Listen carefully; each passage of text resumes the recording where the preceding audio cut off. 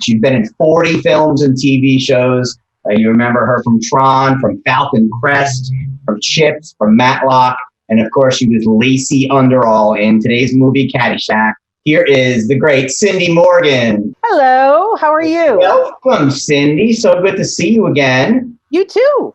Welcome back to Wizard World. Thank you. This is so exciting. That gopher looks like it's eating your head. It's going to kill me. It's going to kill me. The gopher in its own way kind of found its way into our hearts. Maybe he's just wrapping his arms around you. He is. He's a loving gopher. Just ask Bill Murray. So with all 100 credits to his credit, including Michael Clayton, The Pledge, Homeland, Against the Law, and The Great Santini, he played Danny Noonan in the movie. Here is Michael O'Keefe.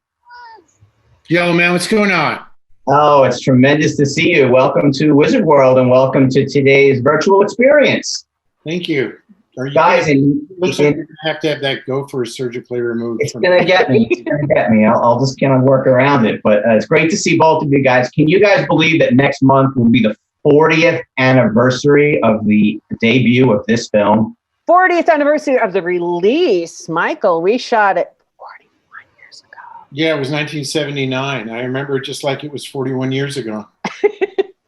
And you know, the film, nothing happened on set, right? It was really boring filming. Nothing really happened. Well, you know, making Caddyshack was kind of like what David Crosby said about the 60s. Anybody who says they remember it wasn't actually there. A lot of that is true. What are some of your favorite stories? I remember some stuff. Tell me, Cindy. Well, you know, most films, right, Michael, or television shows have a wonderful wrap party at the end of filming. We had a wrap party at the end of every day. Yeah, that we started right at the first day and we never really stopped. By the time we got to the wrap party, it was a little anticlimactic. It was the mother of all wrap parties, I recall. We had 2 hours until the Teamsters came to drive us to the airport. So I figured, what the heck? And I stayed up and I went to my room and I packed my stuff and my cockatiel. I brought my cockatiel. Do you remember? My bird was in one of the little containers. No, like I said, I barely remember making the movie. You had a cockatiel when we were there? Yeah. My bird. Well, I put him in a nice little suitcase and right to your X-ray. You know, she started laying eggs after that. But she lived a good life. But when I got to the car, it was a little late. And who's that lovely lady who played the one when you were in the shower? Was that Lois Kibbe? Lois Kibbe. My cat's playing with the light. Oscar, dude. Lois, when I came out and I was a little late, what she actually said was, "I will never work with an ingenue again." Well, that would have limited her career severely. Yes, it would have. Sorry about Oscar. He thinks he's in the shot. Okay, find something to do. Oscar is okay. Oscar's allowed to be in the shot. Okay, as long as he doesn't knock he's going for the computer. Cats love computers. So talk about casting. Talk about how you guys got cast for these roles. Michael, you just come off a pretty successful run. And Cindy, for you, it was kind of your first major film. I was in broadcasting. That's why, Michael, I talk so much, because I did all the talking. I did Morning Drive in Chicago at what is now the Loop. It used to be WSDM, and they weren't paying me enough. These were the Chess Checker record people. I believe they were the people that Cadillac Records was made about. And they were paying me to do Morning Drive $135 a week. It wasn't enough. So I moved to LA, and they wouldn't let me get on camera because I was the voice my voice was a lot deeper then. You know, if you listen real carefully, you can drop your voice into a much lower register. And they wouldn't let me do commercials, so I moved to LA. And no offense, Michael, I just didn't tell anybody. I didn't take any acting classes. Well, I'm shocked. I am shocked. Shut up. You never took any acting classes. I've never been so insulted in my life. Okay, I took 2 quick ones, and I studied with Harvey Lembeck. That saved my life. And another guy who got rid of my radio DJ voice. You know, when everything sounds like this. Somebody got rid of that. And Harvey Lembeck, Michael Lembeck's dad, taught me the one thing nobody could teach me to do. You want to know what that is? No, I think that might just shock your entire audience if you said what. He taught me how to shut up and listen. Oh, well. Go ahead. Go ahead. A mighty day. I lobbed it up. So, Michael, talk about getting cast for this and how you. Yeah, Doug Kenny and Harold Ramis and Brian Murray were meeting people in New York, and I had a meeting with them, and they asked me if I played golf, and of course, I lied and said yes. And then there was another meeting in LA, and then I started kind of getting the feeling that they were interested in me because I got this call back. And most people don't know this, but apparently it was down to me and one other actor. Jared, do you have any idea who this other actor is? I believe Mickey Rourke. That's right. It was Mickey Rourke. And I just want you to imagine Mickey Rourke and Ty Webb walking down a fairway.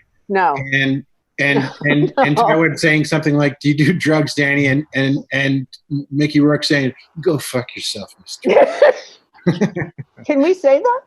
Well, we just did. The FCC can't get us today. We're good. Okay, that's what I was going to. Okay. I was thrilled to get the part because I was a huge SNL fan. I knew about Chevy because I had seen a National Lampoon show in New York, Lemmings. And Billy was just kind of breaking big. Billy hadn't done any features except Meatballs, but that wasn't even released yet. And then Rodney, was a huge part of my sort of TV awareness, and also Ted because of Mary Tyler Moore, which was my favorite TV show when I was a teenager. So I was thrilled just to get a shot and be a part of it and kind of grab onto their coattails and hang out. Well, it's a movie that has those heavyweights in it, but when you watch the film, the out of the first three credits that go are two of you. You're two of the first three credits, so it's still, in a lot of ways, even though they had the star appeal, it's your movie in a lot of ways. Well, that's kind of you to say, but those were the four of the funniest men on the planet. And Michael, isn't it true? They all had, except for Chevy and Billy, both came from improv backgrounds. But Ted, Rodney was doing his nightclub act. Rodney took the script and went, it was gone. And there's Ted holding on the script going, but I've got lines. I've got lines here. And he was legitimately angry, wouldn't you say? Ted was probably, I think Rodney was really ready to fly by the seat of his pants. Oh, yeah. Billy and Chevy were. But Ted was not necessarily happy all the time. And that kind of worked for the character. But he was also able to rise to the occasion. Yes, he did. But for me, the real reason the film works, of course, the casting was great, but really the biggest, I think, factor in making it work was Harold. He was able to bring everybody together and find a way of modulating all. Camp counselor, wasn't he? Right. Yeah. And do you know that he would whisper a lot of the stuff I did in the film? He would whisper in my ear to go do it. There were a couple. Well, I don't think I can do it on. There were a couple of things he whispered to me to do, and I go, "What?" Okay, the one I can tell you about is you know how hot it was on those sets and the giant Klieg lights, and it was 1,000,000 degrees in there.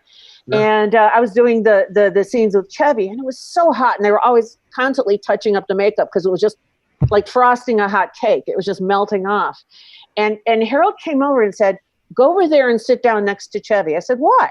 He goes, "Go sit down and say, 'Sing me a love song.'" I said, "Why?" He goes, "Just do it." I said, "Okay." And I say, "Sing me." Now you can tell, if you watch my eyes, you can tell exactly where I found out we were shooting a scene.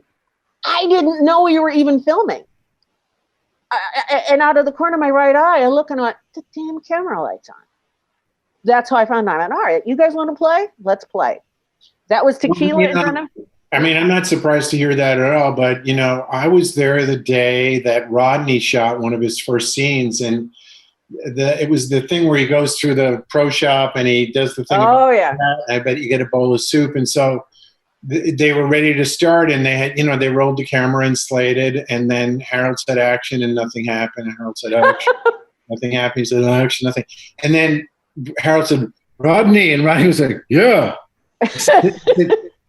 Rodney, when I say action, that's, you start, he goes, oh, you want me to do the bit?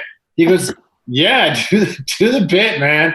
And then Rodney started rolling in. So, I mean, those were the kind of things that were happening every day on that set. And the thing is, Rodney was doing so beautifully Do you remember, Michael, how we would break whenever the spirit moved them for lunch? Like whenever, wherever, there would suddenly be tables and some sandwiches. And I remember one of those lunches, I sat down and Rodney was sitting there. And I wish to God people could have heard this. Because he's sitting there, just remember how he'd go on the Carson show and he'd tug on his collar? And he's sitting there going, am I okay? Am I okay? It's my first movie. Guy. We just met. The first time we met, he goes, hey, kid, how you doing? Florida. It's like a sauna with gnats. And he was just that way every day. He was just, he's a legend. Just brilliant and just came out of God knows where. And sweet too, really endearing, really always was very kind. Really nice, yeah. To all of us, yes. And like a lot of people may not know this about him, but he had his own nightclub in New York, and he helped so many young comedians get started. I believe it. Place where people could start, and he would give them a boost and give them a leg up. Yeah, so we have viewers from all over the world who have checked in. We have some people asking questions. In fact, you've anticipated the first question, which is great. Michael David Hall on Facebook was asking about memories of the late, great Rodney Dangerfield, and you guys provided a few of those. And you started to talk also about Harold Ramis and Doug Kenny. Talk about working with those guys and how their vision for what this movie was really shaped it. Two very different guys, right, Michael? Well, totally. Yeah, Harold's great skill was the kind of organizational kind of modulation. And calm, very zen. Totally. Yeah. Doug was like the mad genius, with all the crazy ideas and the great writing skills and the great bonhomie. Doug was probably one of the most charming, affable, lovable people. And when he died, it was really... It was horrible. I mean, he was all heart. He was all passion. If you guys get a chance, if your audience gets a chance, they should watch a movie that is on Netflix called A Futile and Stupid Gesture, which is one of the lines that Doug wrote for Tim Matheson's character in Animal House. And it's essentially the Doug Kenny story. Yeah. And these two young writers somehow got this movie made, and Will Forte plays Doug. And then also Martin Mull plays Doug as if he had lived to a certain age. The movie's, right. This is a word I learned after the movie was made. The movie is very meta in that it references itself a lot. So Martin Mull plays Doug as if he had lived, and Will Forte plays him at the age they were making the movie, and then Joel McHale plays Chevy. And there's this kind of insight they have into Doug's irreverence and kind of capacity for crazy. And there was nobody like him. In the next room in my house, I have a picture of Doug on the wall from the cover of Esquire magazine after he died, and the title of the article was The Life and Death of a Comic Genius. So I can't say enough about Doug Kenny. He was kind of like the big brother I never had. Doug found out that I wouldn't shoot the nudie for Playboy simply because of this. I don't like being bullied. It was 1979, and I said no. And Doug found out I wasn't invited to the premiere in New York. So he reached into his pocket, bought 2 first-class tickets, and sent me to the premiere. And I went in, and there was John Peters at the popcorn counter. So I walked up and said, John, what are you doing here? Popcorn everywhere. It was worth it.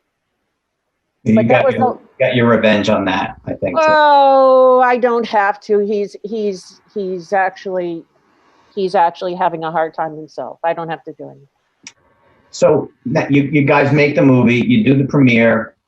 Like a lot of films, when they first come out, ratings are uneven. It tanked. Well, it tanked, but no one cares now. 4 years later, we're still talking about this movie and loving it. Did you guys think either when you were making the movie or right when it came out that we'd be talking about it? I thought we were in trouble. Much later. Yeah, it was really crazy making it, and when those reviews came out, it was really painful for everybody, and really, I just thought it was going to be one of those disasters. That it's really easy to make a bad movie because so many things have to come together for a movie to be good. And then it has to find an audience, and it didn't find its audience at first. But somehow, I'm not sure what happened, but it started getting that kind of crazy momentum that movies get. And the next thing, now it's 40 years later, and, we regard it as a classic. But at the time, it was, it was gonna kind of fail. You know, I'm not sure. I mean, that was one of the problems that Doug had that led to, you know, the theory. A lot of people think Doug committed suicide. Those who know Doug know that probably what happened was that he was looking for a place to commit suicide, and then he tripped and fell. That's the line. That was Harold's line. He was looking for a place to jump when he slipped. Yeah, you know, but I mean, you know, he was really devastated by the way the movie. Of course he was. Yeah, he cared. That was the last time I saw him. Was at the premiere. Wasn't the party down at Rock Center? I guess. I'm not even sure I was there. I don't remember. But that was the last time I saw him, and I saw his parents. And I don't tell anybody anything. And I remember saying something. I never said to anybody. I said, "Please take care of him." And that was. And when I heard that, I'll tell you something. That woke me up to a lot of things that people were doing in those days. That gut punch was. Oh man, yeah, that was a really wake up call for a lot of people. Yeah. So Michael talked a little about it, but Cindy, what do you think has made this movie so appealing to folks so much later on? I can tell you why. We were really having a good time. Well, most of us were, but you can't fake that. You can't. I mean, Michael is a well-trained actor, but Michael, isn't that the hardest thing in the world to really? We were really having the best time in the world. And for me, when I first saw it, I was appalled. It was like watching home movies of a family picnic with my relatives drunk and out of their minds. And when I saw the Dalai Lama scene, I said, what the hell is he saying? What is he doing? Where did that come from? Stop him. And that has become a classic thing. And that's just Bill being, he didn't have any lines, Mike, did he? No, there was nothing written for Billy. He just wrote it all on the spot. But Cindy's right. You can't fake having a good time. And, don't you think? Yeah, you can't fake that. And because we really were, it's contagious. Well, I remember I was on the set when Bill wrote that whole speech about the Cinderella story, the young greenskeeper wins the Masters. It's in the hole. And, you know, he had just sort of like come up with that. And I was walking by and Harold stopped me and said, you come over here, you should watch this. This is amazing. And it was like that with him every day. Harold did that to me too. He said, "Come here and watch something." And I was, you know, because you know what? Well, I don't know what you were doing, but I would in the morning I would either come home from whatever party I was at, or get up and run through hair, makeup, and wardrobe, and just go out on the set, because at some point the script really didn't have a lot to do with what we were doing that day. And I was usually coming from church, Cindy. I was usually coming from Mass. You were, yeah, I remember that. Coming from Mass. On a golf cart, yeah. So I was walking past the clubhouse, and Harold said, "Come over here and take a look at this." And I'm looking, and I'm thinking, like, from broadcast background, I'm looking, and he's got a golf club, and he's swinging at these flowers. And all I can think is they'll never be able to reset that shot. What is he doing? Why is he doing that? And that was another one of Harold's little whispering in the ear, "Can you do this, that, and the other thing?" And Bill goes, "Got it." There's actually, you guys, again, anticipating questions. A lot of fans asking about what your interaction was with Bill, and you guys started talking about that already. You didn't have a lot of scenes with him. He didn't have a lot of scenes with anyone. But how was working with him? Did you enjoy that part? Well, the guy's a genius. You know what I mean? And what we didn't know then is that he was on his way to becoming one of the most beloved character actors and movie stars in American history. And at that point, he was only 27 years old, and it was all just starting. So I mean, in retrospect, there's nobody like him. He's unique in the American cinema history, and he's got the same kind of momentum and place in history that someone like Buster Keaton has. You can't. You're right. Yeah, I mean, he's reached the pinnacle of what movie acting's about. And it all just came from him. It wasn't anything. It just came from someplace that you can't describe. It's what do they call that? Talent? Yeah, it wasn't just the drugs and the alcohol. There was some talent involved too.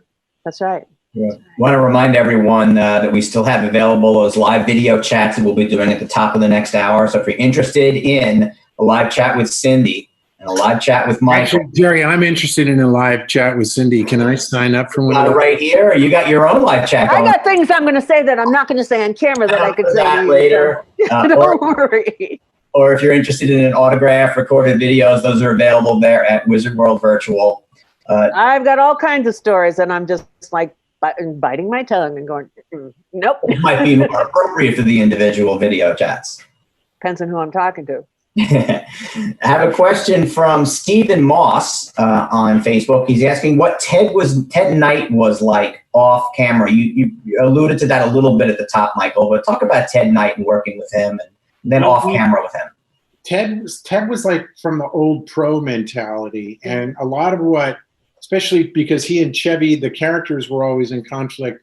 There was things where Chevy would do things that like Ted felt were like out of order or not quite right, but that's really just a little teeny bit of what happened with Ted. Generally speaking, Ted was incredibly supportive, really smart, had great ideas, thoroughly professional, was there. Like if you wanted to do it again, he would do it again. If you needed to do it at 10 times, 15 times, he was there. He was the first there on the set and he was the last one to leave. So for me, it was nothing but a thrill to work with him and get to. And he was very supportive. He found out I was Polish, so he became my Polish uncle because he also was. And, okay, Cindy, let me tell you how we're going to do this, and in that Ted Knight voice, and he was generous to a fault. Yeah. Until he got really pissed off at us toward the end of the filming. The last scene we shot was when the anchor goes through his boat. Rodney's anchor goes through his boat. That was the last thing we shot. That was the last day, and boy, was Ted in the mood that day. But did he work that into his? He was supposed to be that way in the movie. He was supposed to be angry, and he used it. Yes. Yeah. So you mentioned a couple of fun scenes. We've talked about a few of them. What are some of your favorite scenes, whether they involve you or not, in this film? You start, Michael. Well, I always liked the stuff with me and Chevy. That was a lot of fun. Chevy was a great improv artist. It was fun to try to kind of like match wits with him and let that happen. I also like hitting golf balls. I worked really, really hard to get a swing that was, somewhat believable. So for me, those were the two biggest thrills. And then being off camera and watching Bill do what he did was hilarious, and watching Rodney do what he did was hilarious as well.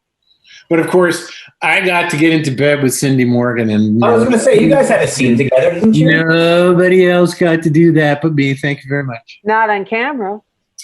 Well, that was on camera only. We were professional. Yeah, that was a hard day. That was a really, really, well, that's when I got all the yelling from John Peters in the other room. But you know what? I should send John Peters a thank you note, because he took away my paydays, my billing, and was screaming at me. And instead of being afraid, I got angry. And getting angry was the best thing I could have done. It was. Did it seem like I was angry, Michael? Well, here's a little story nobody knows. Cindy had to go topless in that scene, as you know. And in order to make her feel comfortable, I insisted that everybody on the crew go topless as well. So it looked like a porn. That would have been really... So there's a lot of crew guys hanging around, with... And do you remember what happened, what I did? I came back after they took everything away because of my damn broadcast background. I said, now I'm clearing the set. I want to see 4 guys. That cinematographer is running camera. That guy's going to be the focus puller. I want to see that director and that actor. And until then, I got all day. Take your time. You want to? I learned a lot of new words that day. Do you remember? I finally cleared. Do you remember they were under the bed behind the drapes? They were everywhere. Really? Yeah. They were gone after a while. I was just so fascinated with you, Cindy. All I could see was you. I only had eyes for Cindy Morgan. Now you can see what a wonderful actor this man is. And quite the comedian. Well, and blushing a little, Michael. Oh, well. Shucks. Who there it is. I can see it. So you mentioned, Cindy, that the acting chops that Michael has and some of the roles, and we'll talk about a little bit about some of the other roles that you had before and after this.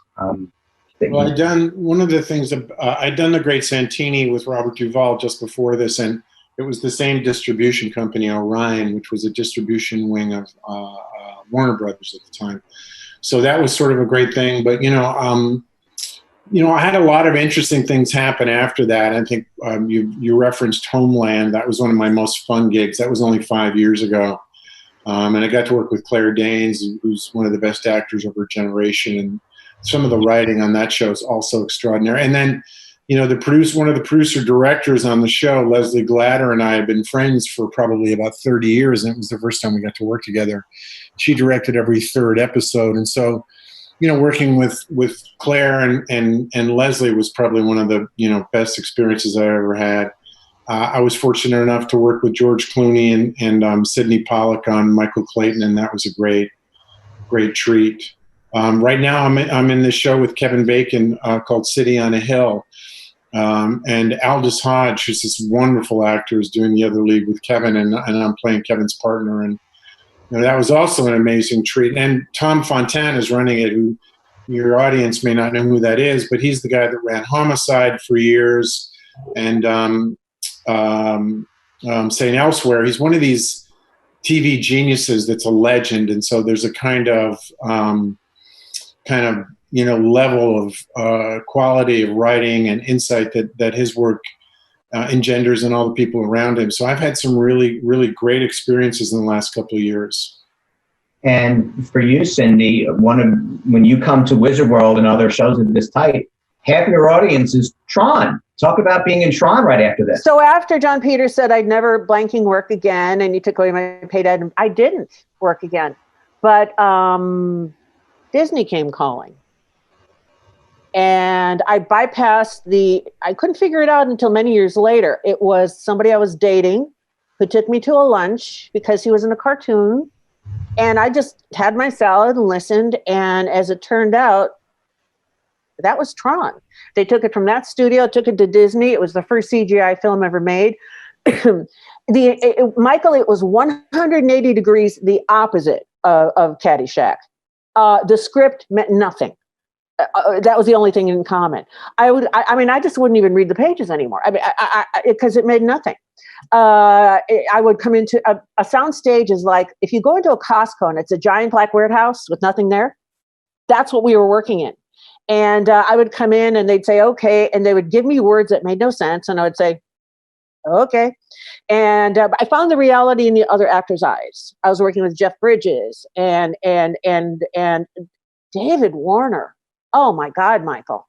David Warner, yeah, he's a genius. When he told me I was going to die, there was no acting required. That man is powerful. He was wonderful. Mm-hmm. So Tron was a very difficult job because it referenced a lot of things that was way ahead of its time. But I just didn't question it. I just went along with everything. Mobius, a comic book artist, designed my costume. And one day they were gluing it to my head, and then they would glue it to the blisters, and then they would glue it, the blisters would bleed. And I said, that's it. Tossed it aside. I said, I'm wearing a hockey helmet like the guys. I can get. Well, turns out that it worked out because I was on this thing called a solar sailor. All it was a black warehouse with a black riser with a black banquet table on it. And that morning I walked in and the director, Steven Lisberger, said, okay, Morgan, you're flying the ship. You're up there, Bruce Boxleitner, and then you'll pick Jeff up. And Morgan, you're flying. I said, all right, I got to ask, what the hell are you talking about? There's nothing here. There's nothing here. There's literally, it wasn't green screen. It wasn't blue. We shot it in black and white with the old Panavision cameras from Lawrence of Arabia. Yeah. And he said, just go and do anything and the artist will put it in. So on the banquet table, you know what I mean, about the size of a banquet table. In my mind, I saw a soundboard because when I did what I did, I was the FCC licensed sound engineer who ran a soundboard. And that's what I had to do. But it was a tough job. We were shooting on the Disney lot. There was no goofing around at all because the suits would come in once a day, walk through, look, see what we were doing and walk out. And Tron had the same experience. It didn't do as well as they had hoped. The Wall Street Journal gave it a bad review. They pulled the advertising budget. But I'll tell you something. It's where Caddyshack is a lifestyle. Tron is a religion to their followers, and anybody who has been, it's a spiritual thing. They even use the word canon as if it's, following the scene. So it was a wonderful experience, harder than heck to do, but what is it? Lucky to get a job like that. And there might not have been goofing around on that set, but as you said before, there was certainly goofing going on during this set. We have a question from Mel Schultz. He wants to know who did the most jokes. Who was the biggest jokester among the Mel cast? Schultz. Is that Mel Schultz from Germany or Mel Schultz from? Mel Schultz from Facebook was wondering. She's a friend of mine. If it's that Mel, okay. It could be. It could be that one. Okay, so who was the biggest jokester and what's that? On the Caddyshack set. That would that's like saying, yeah, this guy on the Mount Everest ascent. Yeah, right. It was a competition every day. They should have turned the cameras around. Yeah, because Harold was really funny, Doug was funny, Billy was funny, Chevy was funny, Rodney was funny, Ted was funny, Cindy was funny. Everybody got in their licks. Do you remember when they took away our keys to the golf carts because they didn't want us ripping up the greens at night? And all you had to do was get underneath the hood, and you know how easy it is to hotwire a golf cart? Well, no, Cindy, do you want to explain to everybody? They shouldn't have sent me to Catholic school. Actually, yeah. I was supposed to go to the Illinois Institute of Technology, and I took a hard left and went to Northern Illinois. Yeah, all I'm reminded of the Blues Brothers going to prison in Joliet, Illinois now for some reason. I understand. Yeah, it was just, these guys were the best minds of their generations. And they would be in the party with us. Yeah. And everybody was just we just had a great time. Can you imagine for the fun? Rodney had more fun than any of us, if you recall, in that respect. Yeah, he was a serious party person. Yes. How long was he on the set? I know Bill famously was only on about 6 days. How long was he on the set? Rodney was there pretty much the whole time. If I think remember, so, yeah. Like the good 5 or 6 weeks that we were down there. Maybe it was more 7 weeks, something like that. Now, folks have seen a lot of the making ofs. There's been a few different ones. And the big story, I guess, that comes out of it is that originally this movie was supposed to focus on the caddies. That's right. In the Caddyshack. And it flipped over. Michael, how did you take that, and how did you kind of work with it as the film changed during filming? It was probably less than 2 weeks into filming. It was clear that they were throwing that story out and that they were going to go with this idea about mixing Bill and Chevy and Rodney and Ted. And, I remember one of the other actors, Scott Columbia, who played D'Annunzio, said, "Hey, man, they're cutting all your stuff." And I was like, yeah, but who can blame them?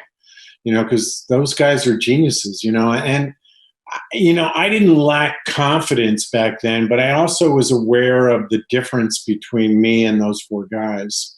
And, it kind of like took the load off of my shoulders a little bit. And I was happy, that there was going to be more weight bared or borne by people like Bill, because, they were born for that kind of thing. And I got lucky getting cast.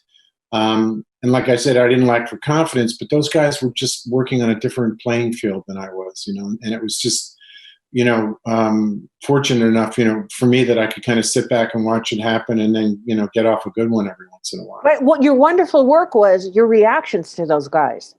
You were the audience POV, the way, do you do drugs, Danny, every day? Just the look on your face. Tell me more about my wonderful work, Cindy. It was your reactions, not just what you said, or you leading. It was the way you would watch these guys and go, okay. And that was hilarious. Well, we had a good time, man. They were, it was a once in a lifetime experience. Hopefully. Yeah, I don't think I could survive another one. No. There was that number 2 that we don't speak of, correct? Well, you remember that golf commercial went around ESPN when Fluff was Tiger's caddy? Remember Fluff with the mustache? And so It was every day they asked Cam, and then they asked all these golfers, including Jack Nicklaus, what's the best golf movie ever made? And they all say Caddyshack. And then someone says, what's the worst golf movie ever made? And Fluff says Caddyshack too. That's right. It's the truth. So Bob Feiner wants to know what quote you hear most often from fans from the movie, whether it's one that of your own or one that you reacted to in the film. I have to go ahead, Michael. No, I'm sorry to interrupt.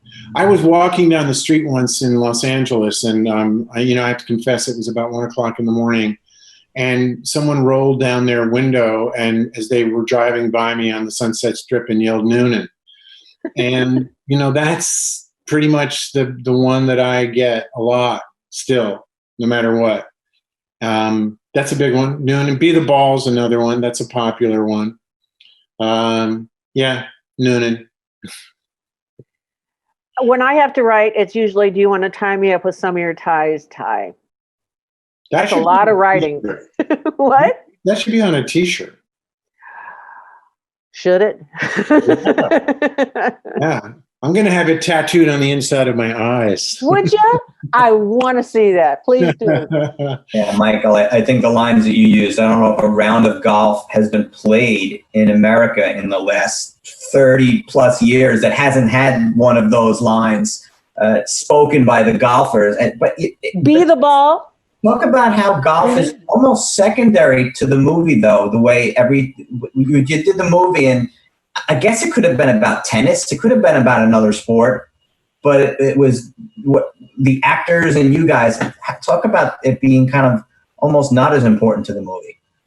I was wearing a tennis outfit. I was supposed to play tennis, but I couldn't. I had 1 month to learn to dive, play tennis, bodybuilding, voice lessons, and a few other things. Well, I can assure you, Cindy Morgan needed no lessons in bodybuilding. She was one of the most beautiful young women I've ever worked with. Oh, shush. I couldn't dive either. That's the best cut in cinematic history. But the golf, I'm not sure I agree with the premise of your question, Jerry, because the golf thing was a really big deal to me to look like I knew what I was doing. So I was paying attention to that. But, the thing at the time that I remember was that golf was not cool. Golf has become this thing now. Like, I've gone to golf tournaments and Steven Stills is there playing golf. Willie Nelson is playing golf. But back in the 70s, it was not that at all. No. I think that's one of the reasons why, the snobs versus the slobs things was so popular, or so, that's one of the things they got right about it. And then, like at the time, like, when Tiger came on the scene, that's when golf kind of changed, and the audience for golf broadened because of his popularity and his charisma. And so, I think a lot of it was that they were kind of ahead of the curve even on that. And when golf hit, Caddyshack sort of kind of got caught up in that wave, I think, of Tiger's fame and watching him compete with guys like Phil Mickelson and that kind of thing. My character had a line that said golf, Nixon plays golf. It wasn't very cool. But I did an event with the Colorado Rockies once, and Mizuno was their sponsor. And Mizuno said they're getting all of their sports guys, like you mentioned, because when you have to do what a sports guy has to do or a UI have to do, you can't be 100% or you're not doing your job. You have to go to 180. So off season, it becomes difficult. So Mizuno and a lot of companies are getting their sports guys to play golf, to take someplace to put that 180% and go there. When I do events, those guys don't come to play. They come to win. Have you noticed that? I'm not sure we're doing the same events. They're coming to drink. Could be. Yeah, no, those that doesn't happen at my event. Now the ones I meet with are they really want to win, whether they can or not. Maybe we are doing different events. I just want to love people. I'm a lover, Cindy. I'm just there for people. I want to support them. Oh, I understand. Michael, earlier you brought up Keaton, Buster Keaton, and someone who, I don't know if he worked directly with him, but he certainly worked in his era, was Henry Wilcoxon. That was another thing. Film. Yes. In your movie, talk about working with that kind of a legend who'd been in films as long as film existed. Yeah, he was a silent film star and a stud. And when we did that movie, he was probably 75 years old, but he was in better shape than all of us. And the best behaved of all of us on the set. Right? Oh my God, he was, He could care less about all the parties and all that stuff. He was just, he didn't blink an eye. He just went, oh, okay. And he did these beautiful scenes and these crazy characters and never, like you said, blinked an. And wasn't he the guy in the 10 Commandments who was the voiceover? And Moses went down to Egypt. He also had a part in it. He yes, played was the voice Pharaoh's, of God. I knew that voice was familiar. That was Henry. I've been hearing that voice in my head ever since I was in Catholic school in kindergarten. We all have. I just saying, yeah. All coming back now. He was Cecil B. DeMille's son-in-law, I believe. Yeah, he was in the 10 Commandments and Yep. He's dating all the way back to the 20s, amazing teens and 20s. Nice man. Just a couple more questions before we finish up. We have a question from Tim Comer. He wants to ask about the impact of the song "I'm All Right" on the film. You know, Kenny Loggins is a genius, and I recently, if you go online, you can find he and Daryl Hall doing the song like 2 years ago or a year and a half ago at Daryl's place, and it really, really rocks. And, you know, Kenny wrote the theme for Footloose, for Caddyshack, and I think 2 or 3 other big films in the 70s. The first concert I ever went to when I was in high school was the Loggins and Messina concert at Carnegie Hall. So when he was, you know, and I got to meet him once backstage at a gig, and, you know, and I pointed out that, you know, that I was Danny Noonan, and he could have cared less. So, but I still think he's amazing. I thought it was, I used to play his songs when I was working on the radio. So to have him write a song when I walk by the pool, I still don't believe it. By the way, that's the tone for the movie. It's perfect for them. I mean, there's no other movie, there's no other song. I can't imagine any other song there, you know? No, I mean, I think he even has the Gophers at his concert. That's where the Gopher went. Yes. He's in Kenny Loggins' band, man. Yeah. Oh, that's awesome. So we're just about to wrap up, but you guys want to just give you a quick chance now if you have any kind of causes you're working with now or some things you're working on. Mike, we talked about the one show that you're working on, just kind of an open forum for you guys to just talk about some stuff that you're working on or that you have going. No, go ahead, Michael. You know, I don't want to say anything about that, but I do want to tell a quick story. You know, as actors, we're always looking to be not pigeonholed, and we're trying to do this and that and get recognized for this and that. And for years and years and years and years, it was like Danny Noonan in Caddyshack, Danny Noonan in Caddyshack, to the point where I was like, man, I wish somebody would just think about me in another way. And I was doing a gig in 2007, and the wardrobe designer said, I'm a big Caddyshack fan. And I was like, yeah, hey, you know, great. And she kind of read me, you know, and afterwards she said, do you mind if I tell you why I'm a big Caddyshack fan? And I said, sure. No, I mean, sure. She said, well, my dad just died, and when we were in the hospital with him, he was dying of leukemia, and the only thing that made it better was that we would sit as a family and watch Caddyshack. And from that moment on, my relationship to the film entirely changed, because there's something to be said for making people laugh. And that being in a film that has that kind of place in the American culture and American pop pantheon is a privilege, and I'm really grateful for it. So for everybody that loves Caddyshack and everybody that's still interested, thank you. That's exactly true. I got a letter a couple of years ago from a commander who said, actually it was more than that, it was about 10 years ago, and he said, I show Caddyshack to my guys. I hear from first responders, guys in the military. And he said, I show Caddyshack to my guys at least once a month. He said, because when you go into that place where there's no hope, it's good to know there's something like this back home. Or at least there was. Or at least there's a memory of it. And for 1 minute in time or for an hour and a half in time, you can smile again. And that means a lot. True, it's great. It's a great sentiment to finish on. Yeah. Michael O'Keefe, Cindy Morgan, thank you so much for being with us today.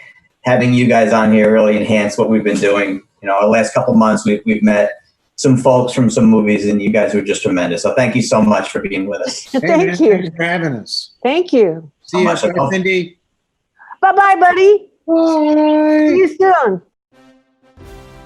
Hey, this is Alex Malari Jr., and you are watching Fandom Spotlight. Be sure to hit that like button, share, and subscribe. Your Emperor commands it. Thanks for watching.